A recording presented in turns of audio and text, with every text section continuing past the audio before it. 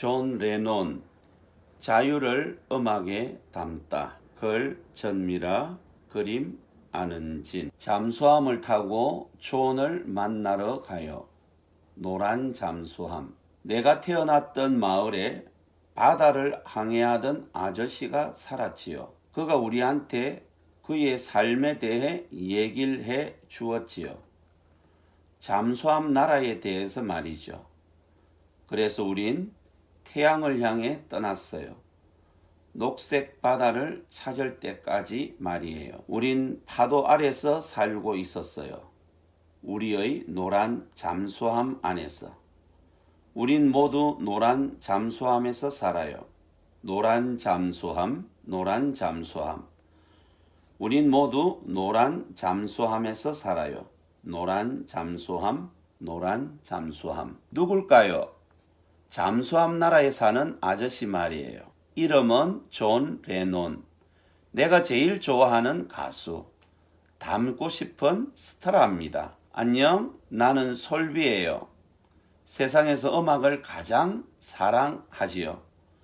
장래 희망은 가수랍니다. 지금 열심히 연습 중이에요. 혹시 가수가 꿈인 친구 있나요? 꿈을 이루려면 닮고 싶은 사람을 마음속에 품는 게 좋대요. 여러분도 나처럼 존 레논 아저씨를 마음에 담아 볼래요? 그럼 지금부터 내 이야기에 귀 기울여 봐요. 존 레논 아저씨가 세계에서 가장 유명한 가수가 되고 아름다운 음악을 만들어낸 이야기를 시작할 테니까요. 노란 잠수함 타고 출발해 볼까요? 존 아저씨 만나러. 존, 음악과 친구가 되다. 존 레논은 1940년 영국 리버풀에서 태어났어요. 항구 노동자였던 아버지는 자주 집을 비우더니 멀리 떠나버렸어요. 가난했던 엄마는 도저히 존을 혼자서 키울 수 없었어요. 그래서 여동생 부부에게 존을 맡기고 떠났지요. 존은 화가 났어요. 왜 엄마 아빠는 나를 버렸을까? 괜히 이모나 친구에게 화풀이를 했대요. 존은 매일 혼자 놀았어요. 책 읽는 것도 혼자, 그림 그리는 것도 혼자, 음악도 혼자 들었어요. 그때부터 음악은 존의 가장 좋은 친구가 되었지요. 존은 엘비스 프레슬리라는 미국 가수를 좋아했어요. 그 당시 세계에서 최고로 인기 있는 가수였지요. 엘비스는 존의 마음을 온통 빼앗았어요. 마치 오랫동안 기다려온 친구 같았어요. 두고 봐. 난 꼭 엘비스 같은 가수가 될 테니. 엄마는 가끔 존을 찾아왔어요. 엄마는 아들의 꿈을 키워주고 싶었지요. 어느 날 엄마는 존에게 깜짝 선물로 기타를 사 주었어요. 네가 정말로 좋아하는 일을 찾은 것 같아. 엄마는 기쁘단다. 열심히 해보렴. 존은 엄마를 위해서라도 꼭 훌륭한 가수가 되고 싶었어요. 엄마도 그 마음을 알았을까요? 존을 꼭 껴안아 주었어요. 존, 친구들과 밴드를 만들다. 고등학생이 된 존은 언제나 기타를 끼고 살았어요. 엘비스의 음악을 들으며 기타를 치고 노래를 따라 불렀지요.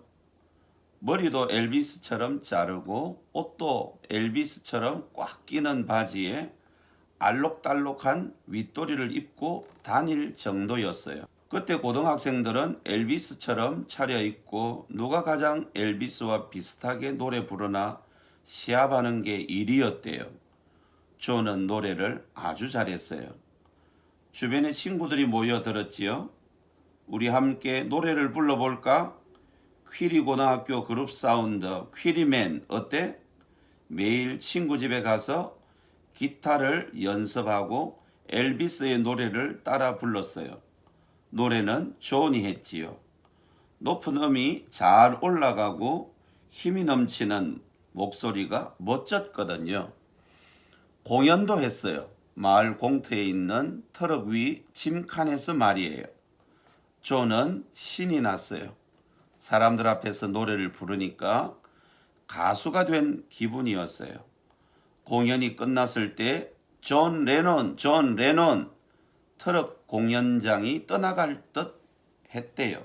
퀴리 고등학교에 스타가 탄생한 거예요. 존 클럽 가수가 되다. 존은 혼자서 기타 연습을 했어요. 어찌나 많이 했는지 손에 굳은 살이 딱딱하게 박힐 정도였지요. 친구들 집에서 연습하다 쫓겨난 적도 많았어요. 드럼 때문이었어요. 쿵쿵쿵 울리는 소리 때문에 한 집에서 오래 연습할 수 없었거든요. 그래도 쉬지 않고 연습한 덕에 실력은 쑥쑥 자랐어요. 퀴리맨, 솜씨 좋은걸? 멋지다. 연주를 들은 사람들은 모두 한마디씩 했대요. 고등학교를 졸업하자 팀의 이름도 바꿨어요. 비틀스, 딱정벌레라는 뜻이에요. 이 이름을 꼭 기억해 두세요. 머지않아 세계 최고가 될 이름이니까요. 드디어 리버풀의 작은 식당 클럽에서 연락이 왔어요. 망설일 이유가 없었죠. 존과 친구들은 열심히 연주하고 노래했어요. 나중엔 바다 건너 독일의 클럽까지 가서 연주했어요. 집도 없고 돈도 없어서 식당에서 자고 청소까지 해야 했어요. 어떤 날은 아침부터 밤까지 노래를 불렀대요. 그러나 존은 행복했어요. 자기 힘으로 살 수 있게 됐으니까요. 드디어 가수가 됐다는 자랑스러움이 가슴 속에 자라고 있었으니까요. 비틀스, 실력을 키우다. 독일의 클럽에서 일하는 동안 비틀스의 실력은 쑥 자랐어요. 하루에 8시간 이상 노래하고 연주만 했으니 당연한 일이었지요. 리버풀로 돌아와 다시 클럽 무대에 섰을 때 사람들은 깜짝 놀랐대요. 연주 솜씨도 노래 솜씨도 훨씬 좋아졌거든요. 클럽으로 손님들이 몰려와 소리쳤어요. 정말 대단해. 사인 좀 해줘요. 비틀스는 똘똘 뭉쳐서 연주 실력을 쌓고 함께 노래를 만들었어요. 언젠가는 멋진 음악으로 세상을 깜짝 놀라게 할 날이 올 거라고 믿으면서요. 멤버를 소개할게요. 멋쟁이 존 레논, 귀여운 폴 맥카트니, 든든한 링고 스타, 실력파 조지 해리슨. 비틀스 첫 번째 음반을 발표하다. 제발 나를. 존과 폴이 처음으로 함께 만든 노래는 나를 사랑해줘요 라는 곡이에요. 단순한 가사에 경쾌한 멜로디였지만 완전히 새로운 느낌이 나는 곡이었지요. 엘비스의 락큰롤처럼 신나지만 부드럽고 따뜻한 느낌도 났어요. 가사는 단순하고 쉬웠어요. 난 말할래, 네 손을 잡고 싶어, 이런 식으로 말이에요. 리버풀의 젊은이들은 비틀스의 음악을 아주 좋아했어요. 자기들의 생활과 마음을 음악에 그대로 표현해 주었으니까요. 어느 날 클럽으로 브라이언 앱스타인이라는 사람이 찾아왔어요. 앱스타인은 새로운 가수를 찾아 음반을 만들어주는 전문가였지요. 힘이 넘치고 새로운 느낌이야. 자네들을 세계적인 가수로 키워주지. 비틀스는 그동안 작곡한 음악을 모아서 당장 음반을 내기로 했어요. 첫 번째 음반의 제목은 제발 나를로 정했지요. 성공할 수 있을까? 사람들이 싫어하면 어쩌지? 존은 떨렸어요. 실패한다면 다음을 기대하기 어려웠으니까요. 처음부터 실력을 인정받아야만 계속 음반을 낼 수 있었거든요. 존도 친구들도 잔뜩 긴장한 채로 첫 번째 음반을 발표했답니다. 비틀스, 세계를 정복하다. 비틀스의 첫 번째 음반은 잘 팔렸어요. 없어서 못 팔 지경이었죠. 수백 명의 팬들이 비틀스를 따라다녔어요. 비틀스는 단 한 장의 음반으로 영국 최고의 스타가 된 거예요. 영국만이 아니었어요. 전 세계의 젊은이가 비틀스의 노래에 푹 빠졌어요. 마침내 미국으로 공연을 가기로 했어요. 미국 공항에 도착한 존은 깜짝 놀랐어요. 세상에, 공항엔 수천 명이 비틀스를 보려고 나와 있었대요. 너무 기뻐서 엉엉 우는 사람도 있었고 기절하는 사람까지 있었답니다. 미국 공연은 크게 성공했어요. 가는 곳마다 사람들은 비틀스를 외쳤어요. 수많은 젊은이들이 비틀스의 노래를 따라 불렀지요. 이 젊은이들을 비틀 마니아라고 불러요. 마니아는 뭔가를 굉장히 좋아하는 사람들을 말해요. 그리고 또 한 가지. 엘비스 프레슬리로부터 미국 공연을 축하하는 꽃다발을 받았어요. 존은 너무 기뻐 어쩔 줄 몰랐지요. 영국에서는 훈장까지 받았으니 1965년은 그야말로 비틀스 최고의 해였어요. 비틀스 새로운 음악에 도전하다. 비틀스는 세계적인 스타가 됐어요. 사람들은 비틀스의 음악에 울고 웃었지요. 존과 친구들은 더 좋은 음악으로, 더 행복한 음악으로 사람들에게 보답해야 한다고 생각했어요. 새로운 음악을 만들기 시작했어요. 따로 시간을 낼 수 없어서 비행기 안에서, 차 안에서 작곡을 했어요. 네 사람 모두 열심이었어요. 폴은 아름다운 멜로디를, 존은 꾸밈없는 노랫말과 힘찬 멜로디를 만들었어요. 악기 연주에 뛰어났던 조지는 인도악기 시타르로 신비로운 음악을 작곡했지요. 마침내 음반이 완성되었어요. 고무 영혼이라는 음반이었지요. 고무로 만든 가짜 영혼을 버리고 진실한 마음을 갖자는 내용이었어요. 음악은 뛰어났어요. 연주 솜씨도 훌륭했지만 노랫말이 사람들을 감동시켰지요. 또 여러 곡이 서로 어울려 하나의 작품처럼 느껴지기도 했어요. 네 친구가 똘똘 뭉쳐서 음악을 만들었기 때문이에요. 음반은 크게 성공했어요. 젊은이뿐 아니라 나이 든 사람들까지 비틀스를 좋아하게 되었지요. 존은 기뻤어요. 오랜 꿈이 모두 이루어진 느낌이었어요. 존, 밥 딜런의 음악에 충격받다. 비틀스는 세계를 돌며 공연을 했어요. 그러나 마음껏 구경 다닐 수는 없었지요. 몰려드는 사람들을 피하느라 공연장과 호텔 방만 오고 갈 뿐이었어요. 존은 당황했어요. 답답한 리버풀을 벗어나려 했는데 호텔 방에 갇히다니. 방 안에서 다음 공연을 기다리며 텔레비전이나 보는 게 일이었지요. 스타는 꿈꾸는 것과 다른 점이 많았어요. 그날도 호텔 방에서 텔레비전을 보고 있었대요. 근데 갑자기 존의 귀를 탁 때리는 음악이 있었어요. 밥 딜런, 미국의 가수였어요. 세상의 잘못된 점을 따지며 전쟁을 그만두라는 노래를 부르고 있었어요. 저 가수는 자기의 생각을 담아 노래를 부르는구나. 사람들이 좋아할 만한 노래만 부르는 게 아니야. 그때까지 존은 사람들이 좋아할 만한 행동을 하려고 노력했어. 그런데 밥 딜런은 사람들의 잘못을 따지며 전쟁에 반대한다는 자신의 뜻을 노래에 담고 있었어요. 밥 딜런처럼 자유롭게 내 이야기를 음악으로 만들고 세상에 대해 노래하고 싶어 존의 마음에 꿈이 하나 생겨났던 거예요. 비틀스 다툼이 시작되다.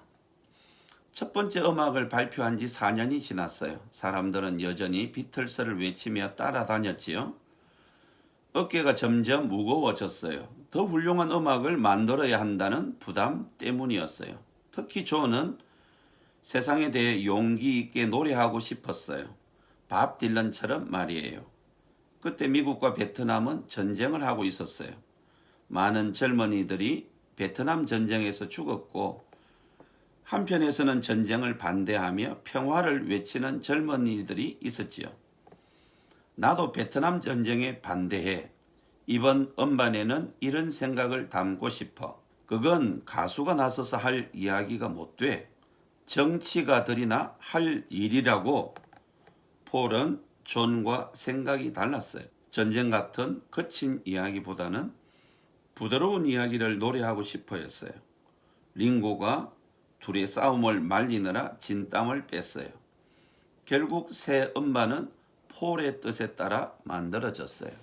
페퍼 상사의 외로운 마음 클럽 밴드라는 제목으로 방황하는 젊은이들의 모습을 담았지요. 전처럼 하나의 주제로 여러 곡을 만들었는데 역시 아름다웠어요. 오케스트라 반주까지 사용했거든요. 그러나 존은 자신의 생각을 솔직하게 노래하지 못해 아쉬움이 컸답니다. 비틀스 서로 헤어지다. 내 생각을 솔직하게 노래할 수 없다면 음악이 나에게 무슨 의미지? 존은 우울했어요. 혼자 여행도 해봤지만 마음을 잡을 수 없었어요. 이때 오노 요코라는 여자친구를 사귀게 됐어요. 요코는 존을 잘 이해해 주었지요. 전쟁에 반대하는 노래를 불러야 한다고 격려까지 했어요. 존은 힘이 났어요. 따뜻하게 대해주는 요코가 좋았지요. 둘은 머지않아 사랑하는 사이가 되었고 결혼을 했답니다. 그러나 비틀스 친구들과는 점점 멀어지게 되었어요. 친구들은 존이 방송에 나가 전쟁에 반대한다고 주장하는 게 마음에 들지 않았거든요. 제멋대로 행동한다고 생각한 거예요. 음악을 만들면서 싸움이 더 잦아졌어요. 폴과 존의 생각이 너무 달랐으니까요. 두 사람은 함께 작곡할 수 없었어요. 마침내 1970년 존과 친구들은 헤어지기로 했어요. 비틀스가 해체된다는 소식이 알려지자 반대하는 시위까지 벌어졌지요. 그렇다고 함께 음악을 할 수는 없었어요. 모두 각자의 길을 가고자 했거든요. 비틀스라는 이름을 세상에 알린 지 8년 만의 일이었어요. 존, 나만의 노래를 부르다. 존은 원하는 일을 해갔어요. 옆에서 아내 요코가 많이 도와주었지요. 전쟁에 반대한다는 공연을 했어요. 많은 젊은이들이 공연장에 모여들었지요. 전쟁은 폭력입니다. 지도자들은 전쟁이 폭력이 아니라 평화를 위한 것이라고 우리를 속이고 있습니다. 나는 이런 속임수를 싫어합니다. 존은 세계 지도자들에게 도토리 열매를 보내 평화의 상징으로 심어달라고 했어요. 또 당신이 원한다면 전쟁은 끝난다라고 크게 써서 세계 12개 도시에 내걸었지요. 존은 전쟁이 얼마나 비참한 것인지를 사람들에게 알렸어요. 거짓을 떠드는 지도자들 때문에 전쟁이 계속된다고 생각했거든요. 그리고 자신은 진실만을 노래해야겠다고 결심했어요. 플라스틱 오노밴드라는 새 음반을 만들었어요. 여기서 존은 그동안 털어놓지 못했던 자신의 옛 이야기를 노래했어요. 리버풀의 가난하고 외로운 소년 존 레논의 이야기였지요. 자신을 떠났던 어머니 이야기부터 가난한 노동자의 이야기까지 존은 솔직하게 노래했어요. 사람들은 감동했지요. 순수한 마음이 느껴졌거든요. 사람들은 노래를 들으며 각자의 외로움과 아픔을 떠올렸답니다. 존, 진실과 평화를 원하다. 존은 점점 적극적으로 변했어요. 전쟁을 반대하는 시위를 하고 사회의 잘못을 비판하다가 감옥에 갇힌 사람들을 풀어주라고 했어요. 존은 다툼이 없는 평화로운 세상이 오기를 바랐어요. 그리고 새로운 음악들을 만들었지요. 바로 상상해 보세요라는 음반이에요. 그 가운데 음반 이름과 똑같은 상상해 보세요라는 곡에 대해 존이 말했어요. 이 곡은 제가 만든 노래 가운데 가장 정치적입니다. 정치적인 노래라면 딱딱할 것 같다고요? 그런데 상상해 보세요는 존의 음악 가운데 가장 아름다운 노래로 손꼽혀요. 피아노와 드럼과 바이올린이 멋지게 이어지고 존이 부드러운 목소리로 사랑과 평화를 노래하거든요. 존은 거짓을 이길 수 있는 건 부드러운 사랑의 힘밖에 없다고 믿었어요. 그래서 전쟁에 반대하는 노래를 부드러운 멜로디와 아름다운 노랫말로 불렀던 거예요. 존, 아내와 아들에게 돌아가다. 자신의 생각과 꿈을 솔직하게 노래한 후 존의 마음은 어땠을까요? 뿌듯하고 행복하지 않았을까요? 마침내 베트남 전쟁이 끝났어요. 그리고 존과 요코 사이에 아들이 태어났지요. 아버지 없이 자란 존은 좋은 아버지가 되고 싶었어요. 음악 활동을 그만두었어요. 아버지로서만 살겠다고 선언한 거예요. 사람들은 깜짝 놀랐어요. 그러나 존에게 특별한 일이 아니었답니다. 노래보다 더 소중한 건 자신의 뜻대로 사는 거라고 생각했으니까요. 새벽 6시에 일어나 청소를 하고 아들과 아내를 위해 아침 식사를 준비했어요. 하루 종일 아이를 돌보고 목욕도 시켰어요. 아들을 위해 그림까지 그렸지요. 코끼리, 기린, 새와 토끼가 나오는 귀여운 동화책을 발표했어요. 처음으로 사랑하는 사람과 함께 사는 존은 행복했어요. 집에 왔을 때 엄마가 없는 쓸쓸한 집이 아니라 언제나 따뜻한 집을 존 스스로가 만들어 갔던 거예요. 존 영원히 떠나다. 존은 완전히 음악을 그만뒀을까요? 어느 날 존은 아들과 함께 공원에 갔다가 더블 판타지라는 꽃을 봤어요. 그 아름다움에 감동한 존은 다시 작곡을 시작했어요. 지난 5년간의 사랑과 행복에 대한 노래였지요. 1980년 한 해 동안 존은 음반을 준비했어요. 이중의 꿈이라는 음반이에요. 음악을 들어보면 가족과 함께한 날들이 얼마나 행복했는지 금세 알 수 있답니다. 평화를 부르짖던 존 레논과는 또 달라져 있었지요. 사람들은 존 레논이 변했다고 수군거리기도 했고 앞으로 더 멋진 음악을 작곡할 거라고도 했어요. 하지만 행복은 오래가지 못했어요. 1980년 12월 8일 추운 겨울밤이었어요. 아내와 함께 외출해서 돌아오는 존을 뒤에서 누군가 불러 세웠어요. 존! 존이 뒤돌아보는 순간 총소리가 울렸어요. 5번이나. 존은 피를 흘리며 쓰러졌어요. 존을 너무도 좋아하는 사람이라고 했어요. 어떻게 좋아하는 사람을 죽일 수 있는 걸까요? 존 레논은 그렇게 어이없이 세상을 떠났어요. 겨우 40살이었어요. 존 레논을 그리워하며 장례식은 사람들의 슬픔 속에서 치러졌어요. 존의 노래를 부르며 많은 사람이 눈물을 흘렸지요. 사람들은 비틀스를 지금까지 있었던 모든 그룹 가운데 최고라고 말해요. 비틀스와 함께 존 레논은 최고의 스타가 됐지요. 그러나 존 레논은 인기 있는 스타에만 머물지 않았어요. 자신을 꾸밈없이 드러내고 자신의 생각을 거짓이 아니라 진실이 담긴 노래였어요. 존 레논이 세상을 떠난 지도 벌써 20년이 넘었어요. 그러나 여전히 사람들은 존의 음악을 듣고 존의 노래를 좋아하지요. 그건 존 레논이 거짓 없는 마음을 노래한 따뜻한 가수였기 때문일 거예요.